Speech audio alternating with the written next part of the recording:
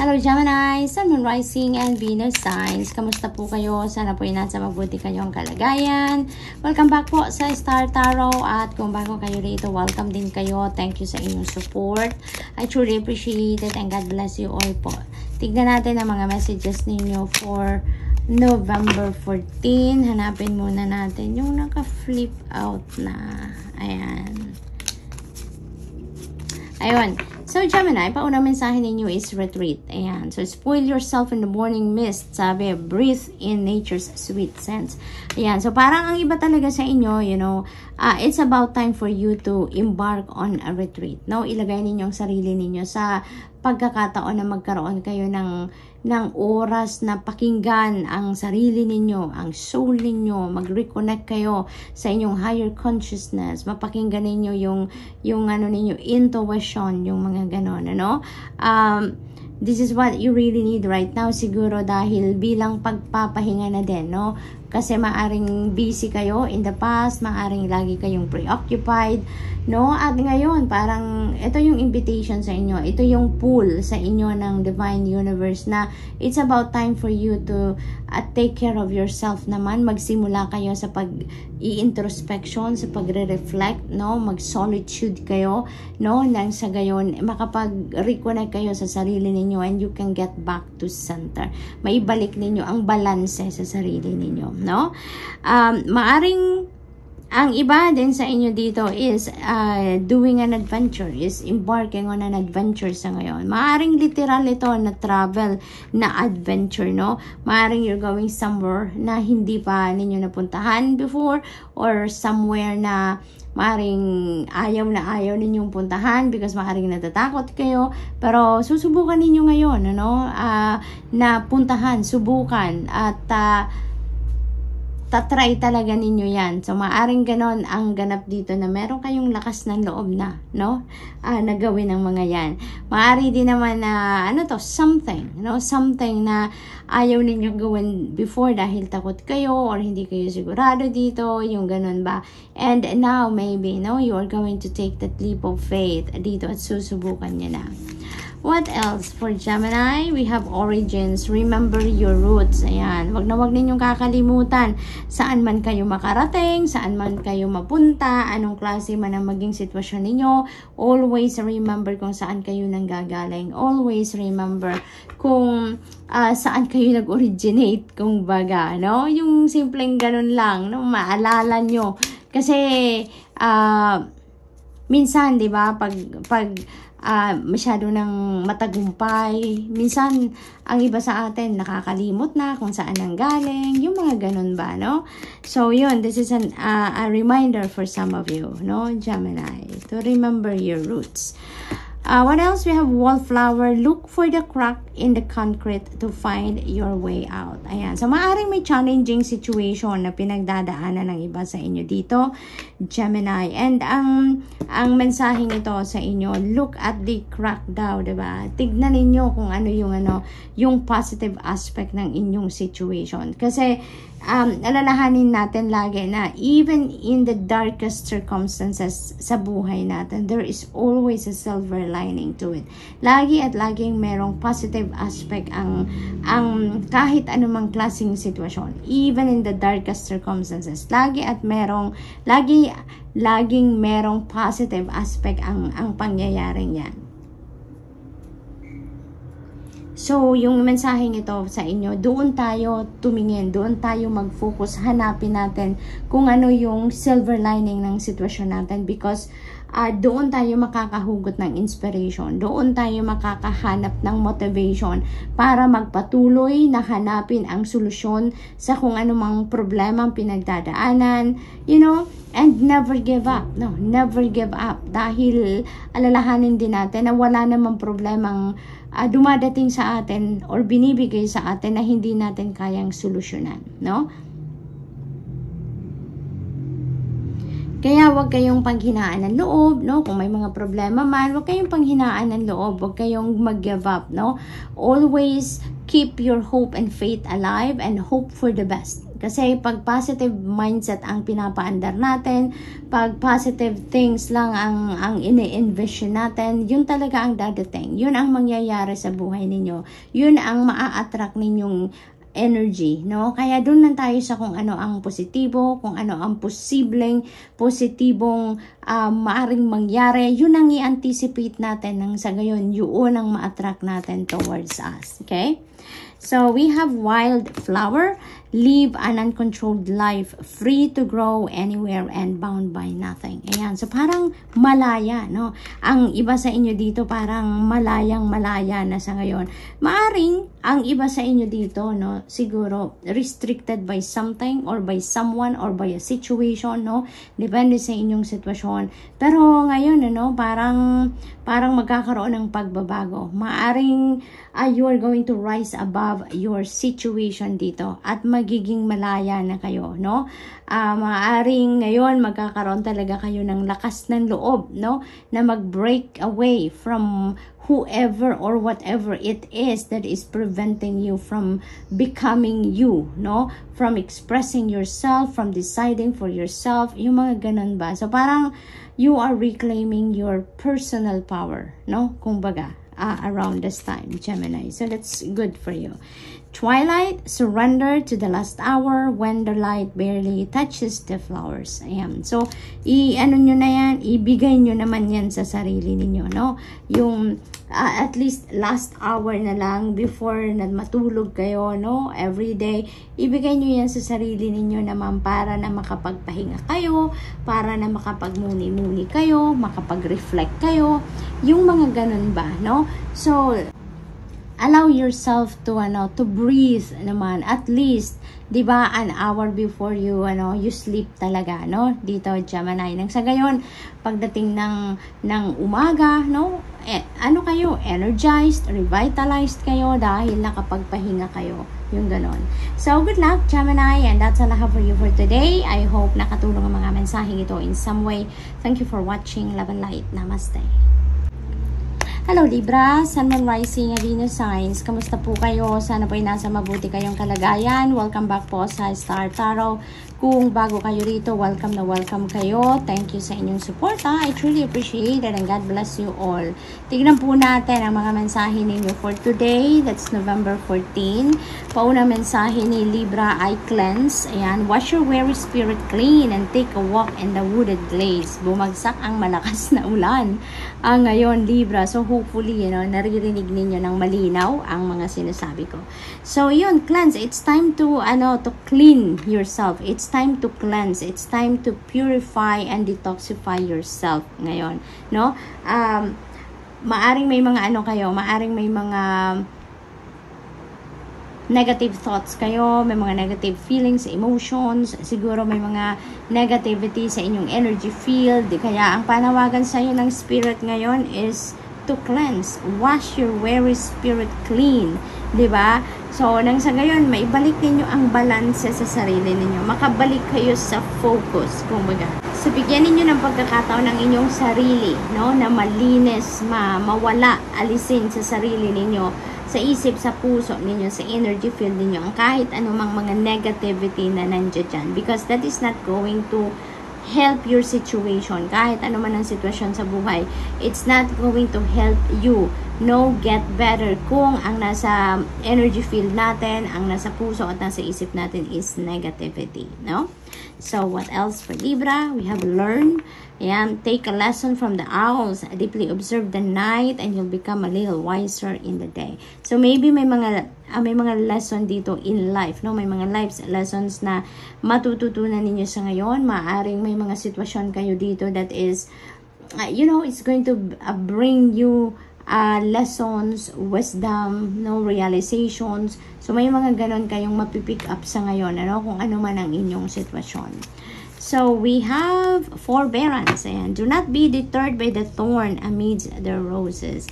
Ayan. So, kung, let's say for example, ang iba sa inyo siguro dito, may mga may mga challenging situations, may mga difficult situations na na-experience around this time, no? Pero wag kayong sumuko, no? Wag ninyong sukuan yan, because sipin na lang natin na normal yan sa buhay, no? That's part of life, that's part of our journey, no? Na walang perfect journey sa buhay, 'di ba, Libra? Walang smooth lang ang takbo ng buhay. Lagi at lagi tayong makaka-encounter ng mga life's hiccups along our life's journey. Kaya normal yan sa atin.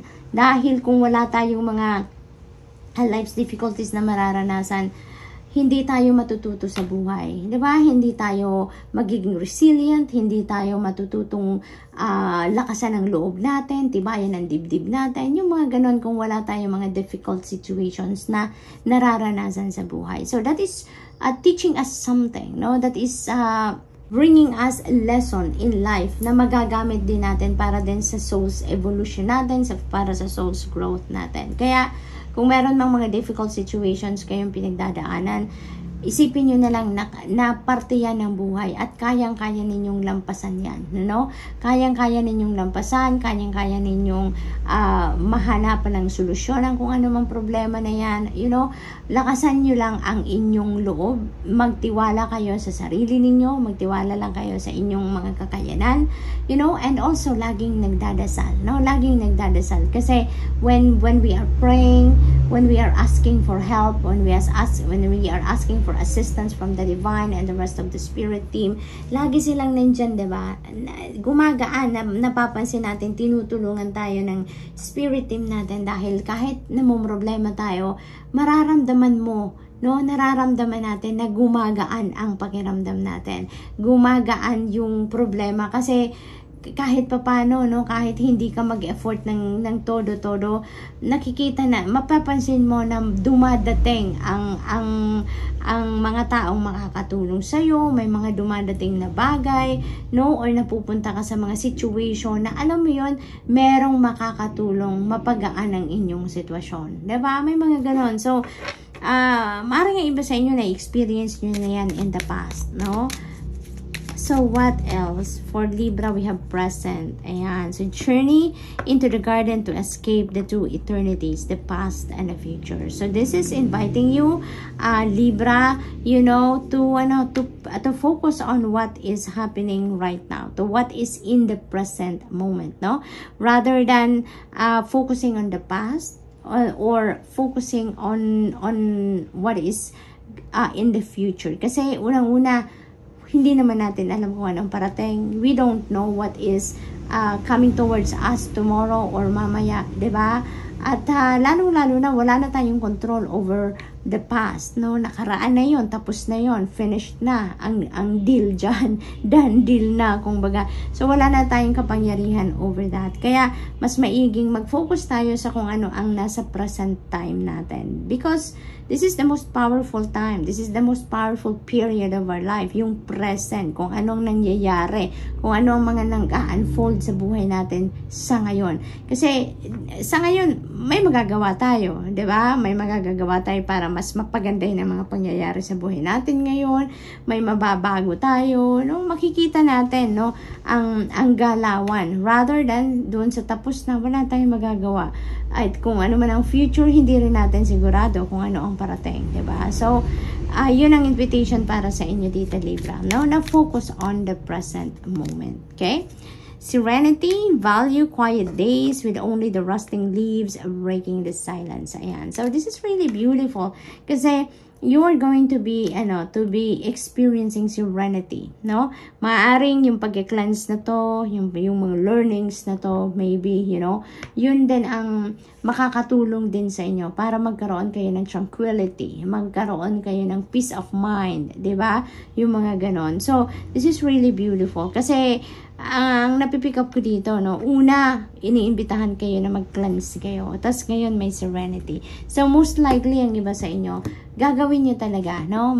Meron siguro nakaano na kayo, schedule na talaga kayo na mag-retreat kayo, na magmuni-muni kayo, na mag-meditate kayo at some point, diba? Siguro naka-plan na ninyo yan, kaya naman magkakaroon talaga kayo ng serenity, no? May experience nyo talaga ang tranquility, no? And peace.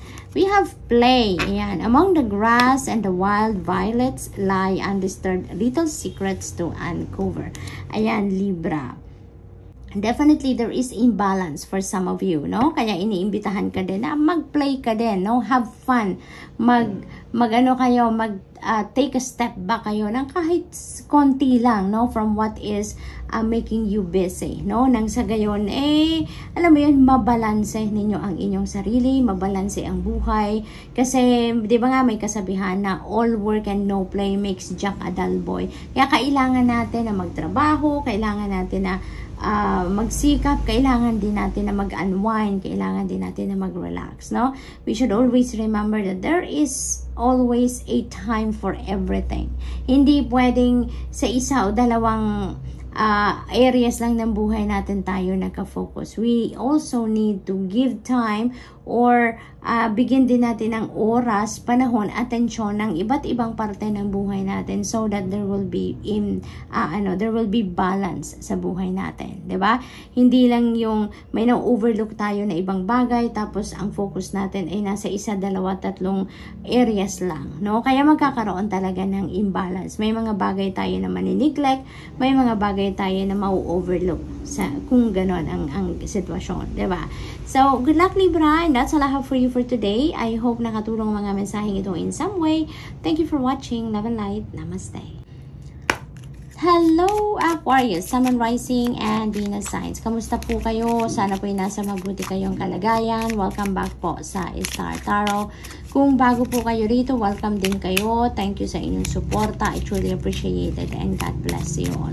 Tignan natin ang mga messages po ninyo for November 14. Paunang mensahe ninyo is time. Embrace in the dewdrops of life before they disappear with the morning sun. Ayan. So, parang dito, kailangan ninyo bigyan ng oras dito, atensyon, no? Yung mga parang opportunities ito, no? There may be opportunities and possibilities that are knocking on your door na ngayon, Aquarius, at maaring yun ang hindi pa ninyo nabibigyan ng pansin. Maaring hindi pa ninyo napagtutuunan ng pansin, ano? Yung mga ganon. So, this is giving you a heads up. Now, this is giving you heads up. Nabigyan ninyo ng oras before it slips away from you, no? Dahil maaring meron ng mga kumakatok na opportunities and possibilities dyan sa pinto ninyo. Woods, be like the woods, calm, soothing, mysterious, and full of life. So, parang kalma lang, no? Kalma lang ang atake ni Aquarius dito sa buhay, no? Kalma lang, chillin lang, dahil maaaring yun ang kailangan, no? Ninyo gawin.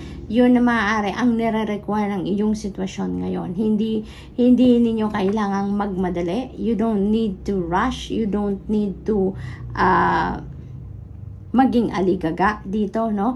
But maybe move cautiously and maging aware kayo sa bawat galaw na ginagawa ninyo, so, no? Siguro mga ganon. Yung kalma lang at may mga bagay siguro dito na kailangang hindi ninyo i-announce pa. Alam mo yun, yung hindi ninyo kailangang ikwento, no? Or hindi nyo talaga dapat na ikwento para mapag-ingatan ninyo ang kung ano man siguro. Ang siguro mga plano yan, mga dreams siguro yan, mga hopes and dreams ninyo, no? I-keep nyo na lang muna yan sa sarili ninyo. Yun din ang napipick up ko. Nang sa gayon, makasiguro kayo na na kayo lang ang nakakaalam, no? Walang pagkakataon ng iba dito na masabotahe ka or maunahan ka dahil ikaw lang ang nakakaalam ng kung ano ang plano mo, 'di ba? Yung mga ganon. So, we have journey. Ayan, branch out to the new worlds. Ayan. So, parang you're broadening your horizon sa ngayon, Aquarius, no? Ang iba sa inyo dito, siguro, meron talagang physical journey, merong biyahe talaga na gagawin. Maaring you're embarking on a travel talaga somewhere. Maaring trabaho yan, no? Maaring may job opportunity kayo overseas, maaring may migration din dito, maglilipat na ng ibang bansa, no? Magma-migrate na, or maaari din naman na may mga travel dito dahil siguro mag-aaral kayo, pupunta kayo sa ibang lugar, ibang bansa, then maaring ganon para mag-aral, no? Maaring may mga ganon. So there is an expansion dito for some of you, Aquarius. So what else? We have retreat. Ayan. So you may need to embark on a retreat then, Aquarius, no? Maaring na kayo, exhausted kayo, no? Maraming pinagkakabisihan siguro si Aquarius, kaya naman maaring na kayo, physically, mentally, emotionally, and spiritually exhausted around this time, kaya kailangan ninyo din na magpahinga, no? Maaari din naman na kailangan ninyo tong mag-retreat kayo nang makapag-reflect kayo, makapag-reassess kayo ng mga nangyayari sa buhay ninyo, makapag-re-evaluate kayo, ng maisip ninyo, makita ninyo kung ano pa yung mga kailangan ninyong gawin, no? Maaring ganon. Kasi maaari may mga plano kayo, no? May mga plano kayo na kailangan ng i-roll out ninyo. Pero maaring may nagpipigil sa inyo na gawin nyo na agad yan. Kaya siguro kayo pinagre-retreat, no? Kaya kayo hold back muna ng saglit lang para makapagmuni-muni kayo, no? So maaring ganon ang ganap.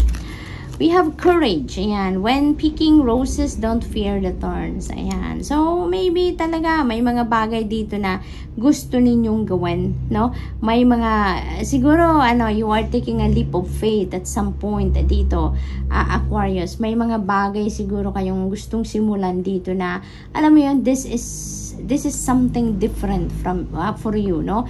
Hindi nyo pa to siguro nagagawa before, hindi nyo pa to nasubukan before. This is all new for you. Kumbaga, uncharted territory ito para sa inyo. Kaya siguro may konting kaba, kaya siguro may konting, alam mo yun, may konting reservation kayo sa isip ninyo, kaya siguro kayo mumuni-muni muna nang sa gayon mapaghandaan ninyo, no?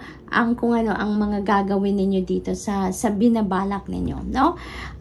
Activate your courage, activate your inner strength dito nang sa gayon, mapanindigan ninyo, no? Mapanindigan ninyo at makayanan ninyo kung ano man ang bagong path na tatahakin ninyo sa ngayon, okay? Be present. Yan. Use the hours. Don't count them. Be present in the here and now. Huwag kayong masyadong focus sa kung ano ang tapos na, sa anong nakaraan na, no? Or sa kung ano ang parating pa lang. Because wala tayong mga control over that, diba? We have no control over what is already done. Tapos na yun eh. Wala na tayong magagawa doon. Wala na tayong maiaambag pa doon because it's done, no? Wala din tayong magagawa masyado pa kung ano ang nasa hinaharap because we don't even know, no? What is coming towards us. We don't know what is going to happen, no? In the future. Kaya, ang imbitasyon sa inyo dito, be present in the here and now, no? Live in the moment, kumbaga, Aquarius. So, that's all I have for you for today. I hope nakatulong ang mga mensaheng ito in some way. Thank you for watching. Love and light. Namaste.